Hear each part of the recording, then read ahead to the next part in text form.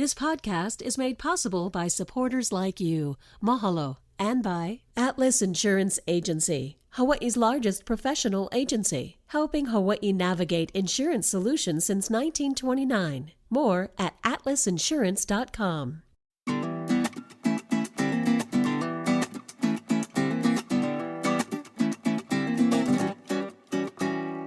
Aloha mai kako, welcome to a new episode of What School You Went. Start every conversation with that question. I'm Ron Mizutani, and today we're going to be talking story with a world-class composer, pianist, a clarinetist. Yes. Am I saying that right? Yeah. Clarinetist. Interesting. Wait, let me do the introduction first. But I did play the clarinet in elementary school. Not very good at it. Very hard.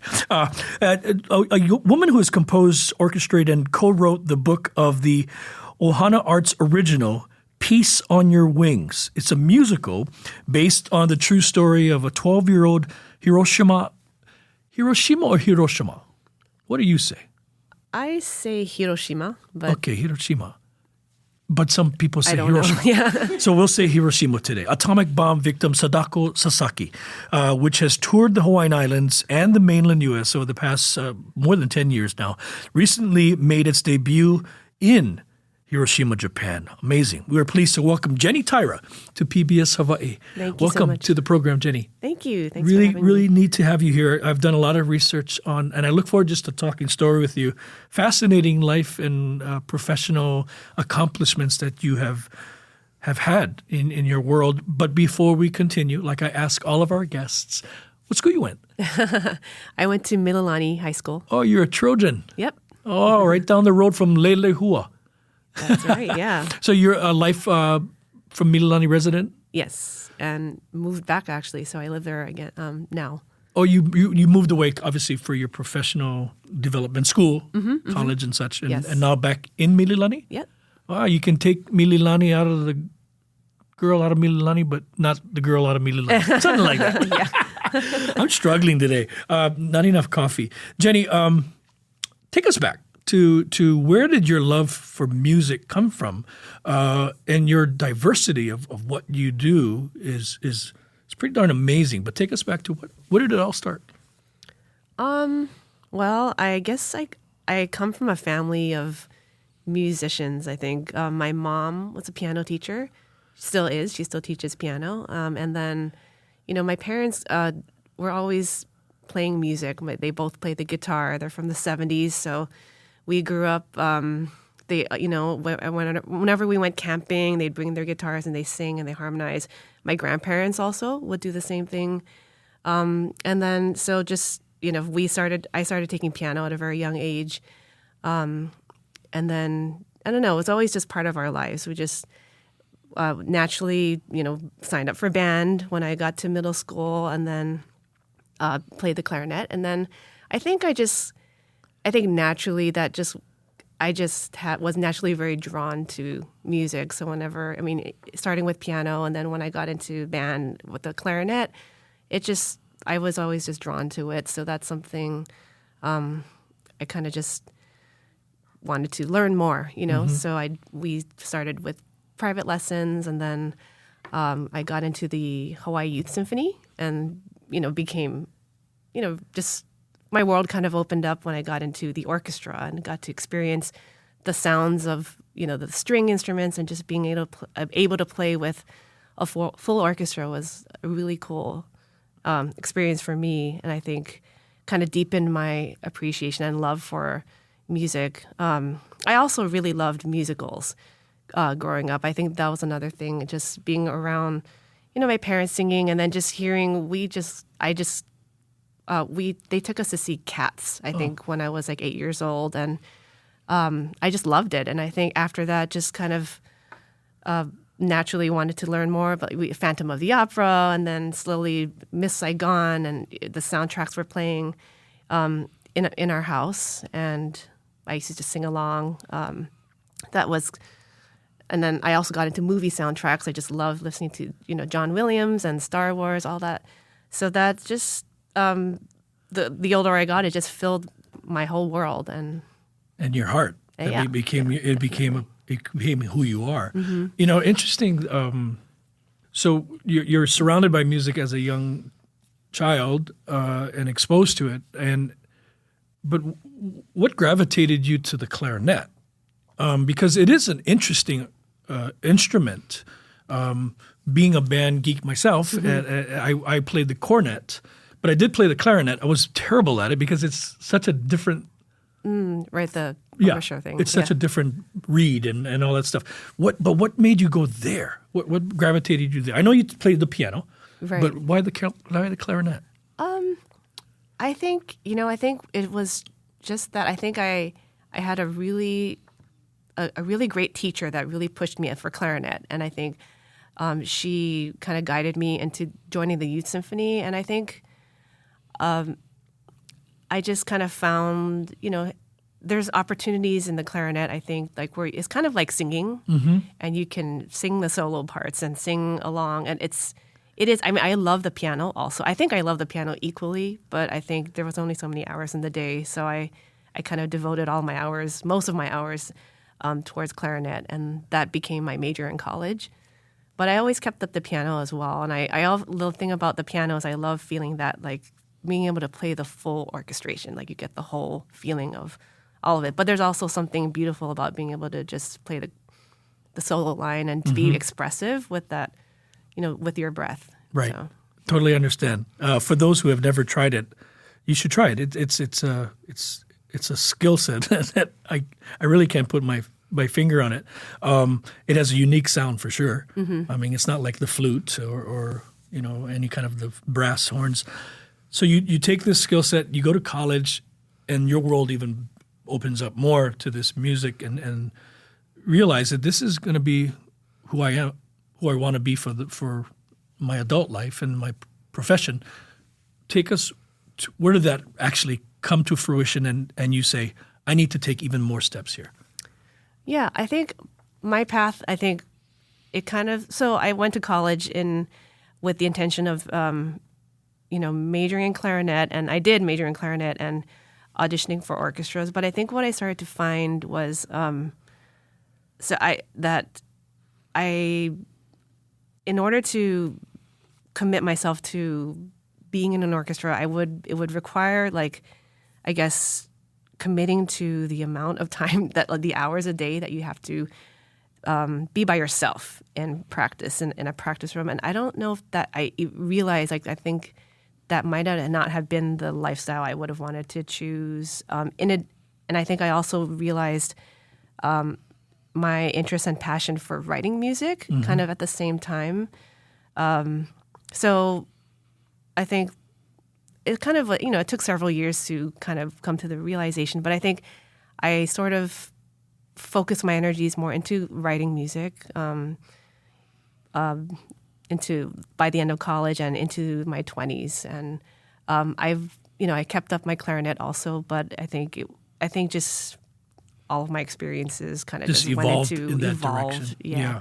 But in the meantime, you did pick up some amazing prizes, and you've competed and performed, all over the world with the clarinet and with orchestras all across the country. Pretty phenomenal, some of the stops that you made along the way. That helped shape who you are, too. Yes. Including the Royal Hawaiian Band. Right, yeah. Definitely, yeah. Yeah. Okay, so now we dive into a different space of writing, composing, and I want to jump into the Piece on Your Wings project in a bit. But Ohana Arts, where you are an executive and a co-artistic director, tell us a little bit more about that organization. How was it founded? Why was it founded? You saw a need here at home.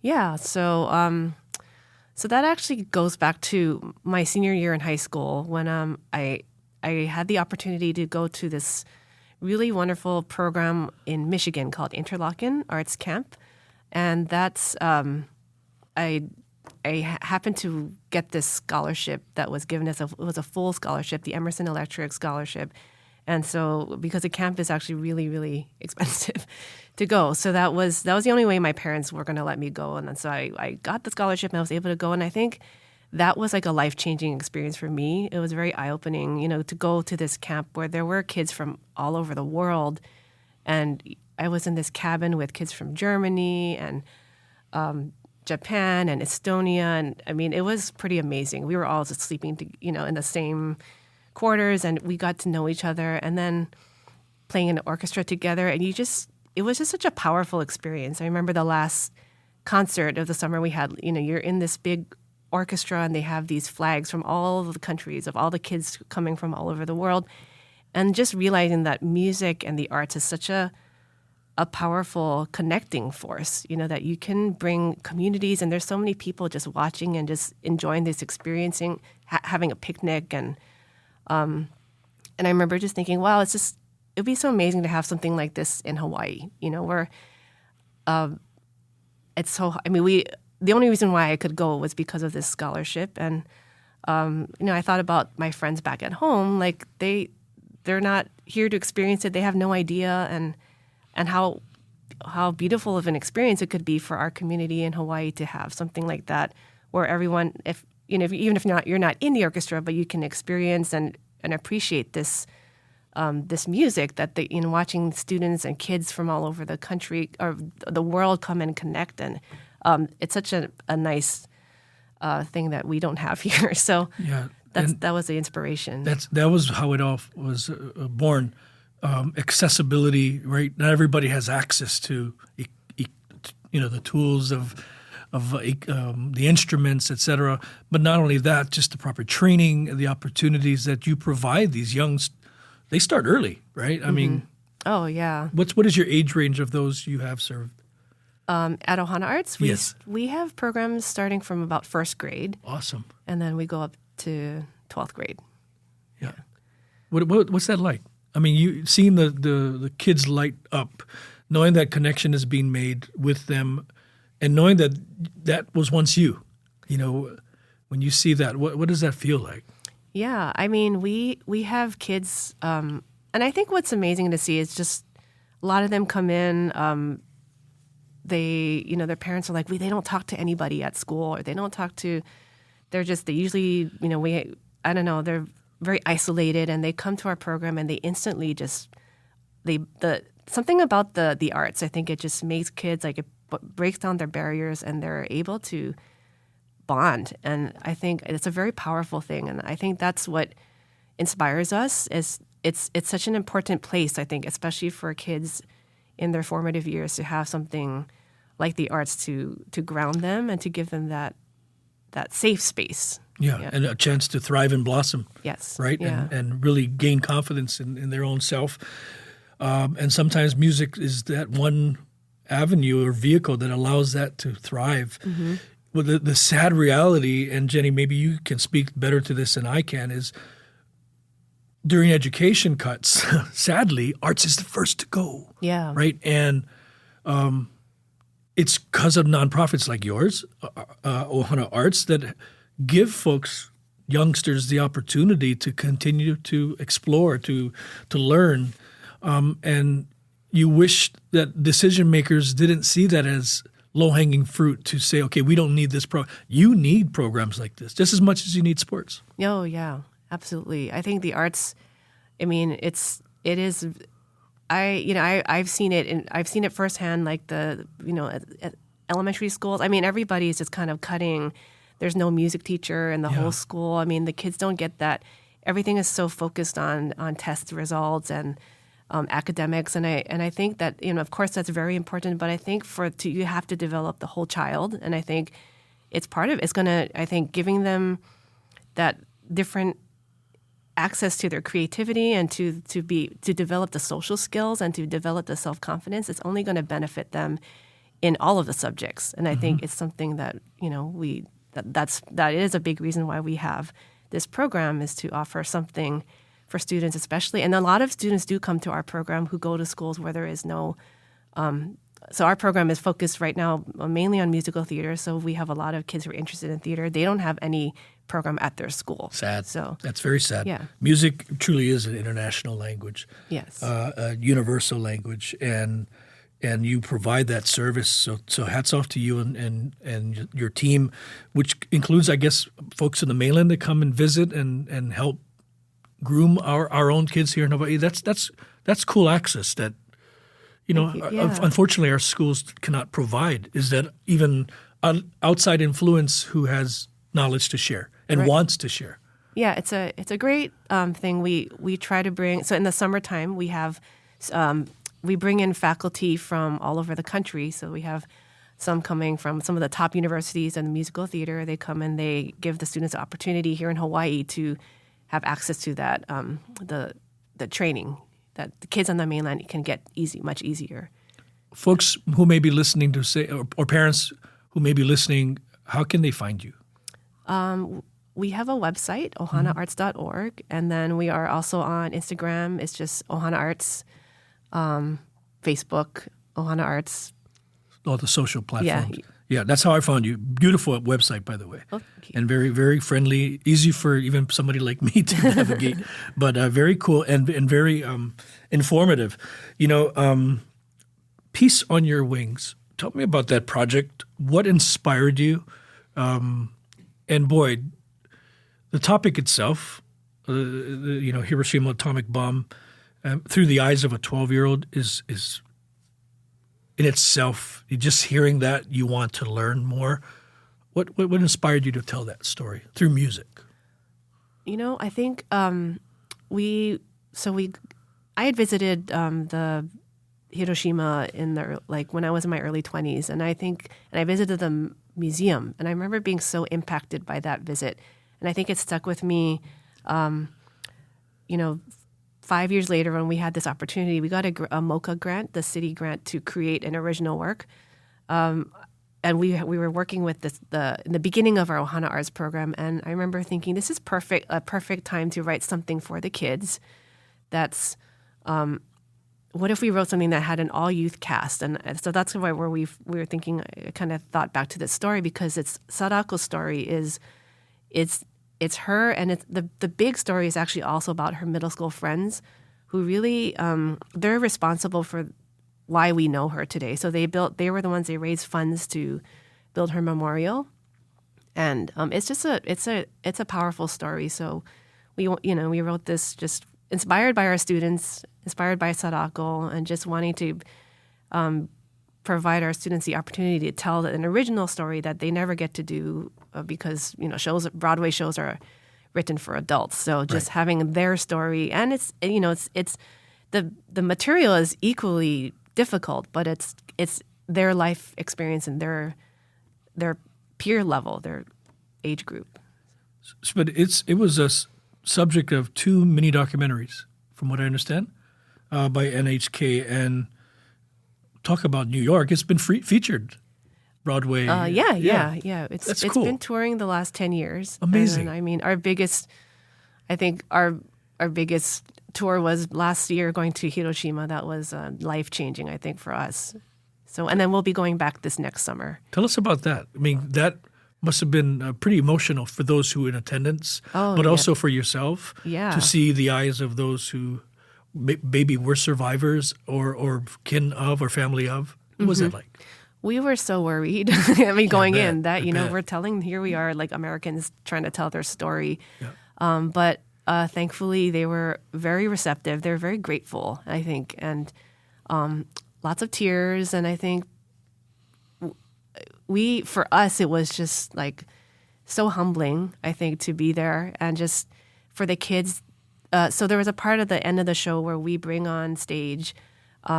We brought on some of the local students there, and they came and they sang the very, very end of the show together and holding hands with our students. And I think that was very powerful for them. And some of them were talking, behind this backstage, and they were saying, one of our students said that one of the girls said, thank you so much for coming.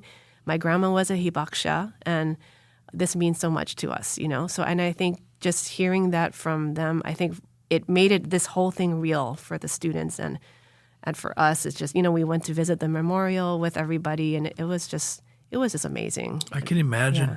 I can imagine it was perhaps healing for some families to hear this coming from young voices, from their lens, because so many young people were affected and impacted that day.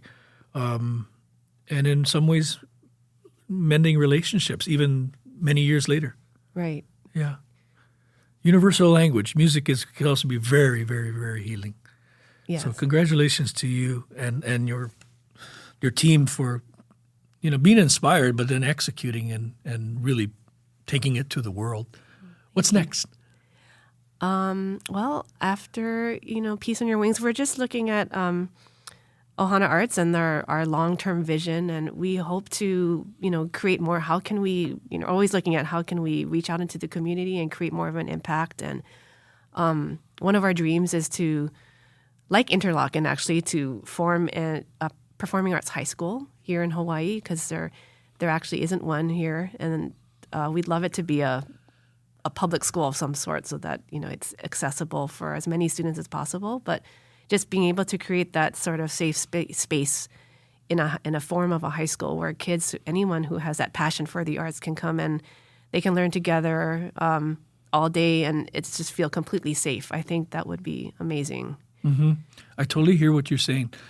We have a program here at PBS Hawaii called Hikino, and it is a way to build tomorrow's storytellers, if you will. Not so much just journalists, but as we've learned through the past 12, 13 years of this really iconic and pioneer, when it comes to brand of programs from an educational organization such as PBS Hawaii, we developed a host student. And those who go through the Hikino process, they learn life skills that they can take beyond journalism, right? And same with music, same with the arts. They build the entire student. And gosh, you just hope more decision makers see the value in that and what the outcome can be.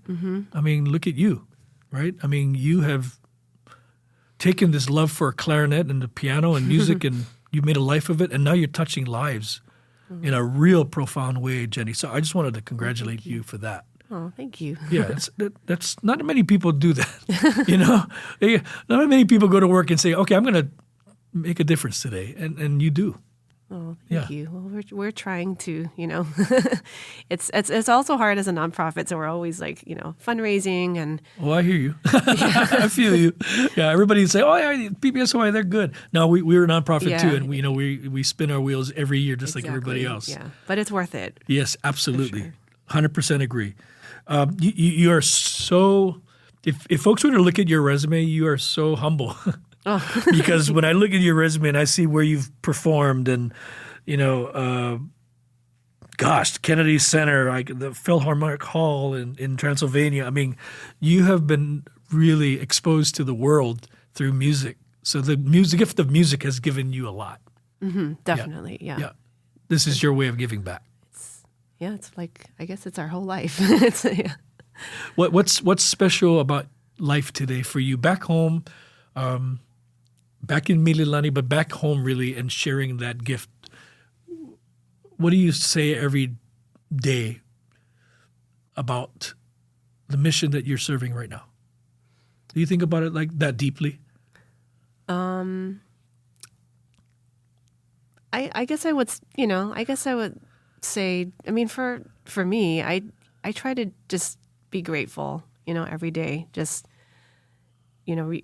remembering that, I mean, because it does get difficult with just running the nonprofit, and I think, but I am very grateful that we're able to do this, and the students inspire us, every day they're the reason, they're the big why, and I see that benefit, and I just grateful that we can do this and that we're here and that we're being able to offer this for them, That's perfectly said.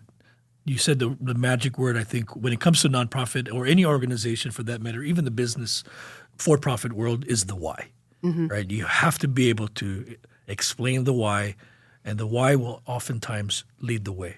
Whether it's your mission, whether it's your product, anything, relationship, it's the why. And I think you've defined that very clearly, Jenny. And again, I just grateful for folks like you who've taken the reins and gone down a path that not many people will do, but it takes a special person. I know you're humble. You can sing though, right? Of me? Oh no, I'm not. I'm not like Yeah. Laurie is the singer. I'm more of the pianist and the instrumentalist. But Yeah, but I know you can sing. I won't put you on the spot. But I will ask you, do you remember your Mililani alma mater?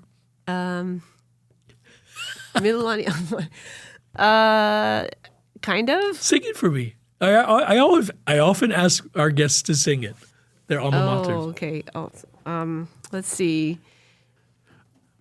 I might have forgotten. Okay. No worries. Okay, let me put you in the spot then. Peace on Your Wings. Is there a song that, or a part of that program that you can share in music? Let's see. This wasn't the deal, yeah? Yeah, I know. Let's see. What can I? How about the last song that you made reference to? Or yeah, no. You can help her, Laurie. Oh, really? Oh. Okay, you wanna Yeah, do it yeah, together? yeah. Jenny, share with me who's next to you, Laurie, and your relationship, your partner, but also someone that I know you folks are a duo in some ways. Yes. Okay. So, Introduce Laurie first. Sitting next to me is Laurie Rubin, who is my wife and also my partner in crime and pretty much everything. So we've co-founded Ohana Arts also with my sister Carrie, and so Laurie is a world-class opera singer. So that's why I'm not the singer. So so she can sing. Yeah, very aware of that. So maybe sing, Laurie and Jenny, maybe sing a song or a portion of that you think would be appropriate for our audience. Do you want to do Peace on Your Wings or Ichigo Ichie? What do you think? Peace on Your Wings is more. Okay. What you want to do? Which one? Do you want to do Peace on Your Wings? Yes. Title That's song? fine. Okay. So this is the song that this one took forever to write because we knew we wanted it to be epic. We wanted it to be something that people would remember. But so it took us. I don't know if we were like, are we speaking to each other after that? It was an epic one. But this is the title song. This is when Sadako's in the hospital and she learns about the legend of the paper cranes, which gives her some hope that if she folds 1,000 paper cranes, she'll get one wish. So, ready? You'll fly, no boundaries in sight. We'll soar, and with all of our might, we will dance, we will sing, and the world will hear the ring of the bell toll. That's all of our words. You'll be the voice they can't hear. They'll see all our pain and our fears. Let us dance, let us sing. We will write peace on your wings, and you will fly all over the world.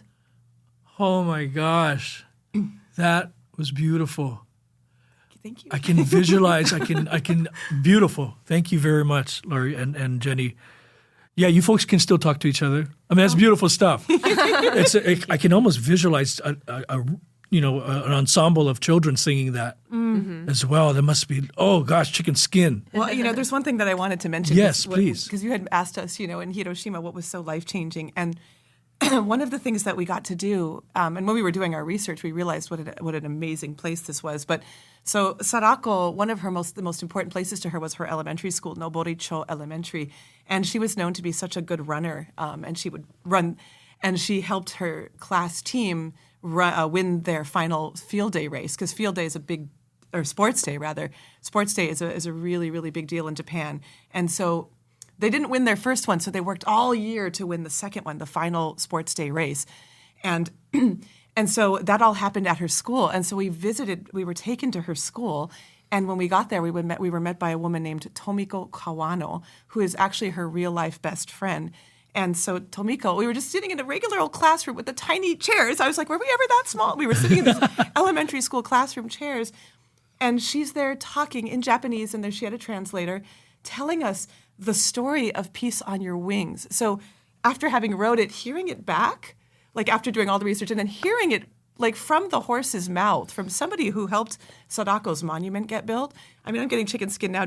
And I was like sobbing, like ugly crying in the back, because it was just so powerful. And then she had said, one of the most powerful things that she said was getting Sadako's monument built was just as exhilarating to her as when they won the race, when Sadako was alive. Wow. And I'll never forget that. And she came to the performance, and she was one of the people I was crossing my fingers and toes that she liked it. And I didn't talk to her afterwards, but we heard her on NHK World, and she said how wonderful it was and healing it was for her to see that story told, brought back for full circle. So I just thought I would share that. Oh gosh, thank you for that. that does add even more meaning to your trip to Hiroshima, and really the project in itself. Touching lives, healing lives, and healing, and really connecting our two worlds, because we're so connected in good and maybe not so good ways. But today we can all live universally together, and that's through music. Congratulations to both of you. You guys are great. Oh my gosh, you folks have a group name though, right? I mean, the two of you. Oh, actually, yeah. What's it? I read about that. What's it called? It's called Pure Land. Pure Land? Yeah. Inspired by Pure Land Buddhism. Nice. Yeah. Nice. You folks have a true gift. Thanks for sharing that with us tonight. Thanks for stopping by. Wow, what a cool conversation. I am so grateful that we asked you to sing. I know that wasn't part of the plan, but Jenny, between you and me, I did ask Laurie to sing. No, I didn't. I didn't. No. This is all impromptu. Hey, live recording, as they say.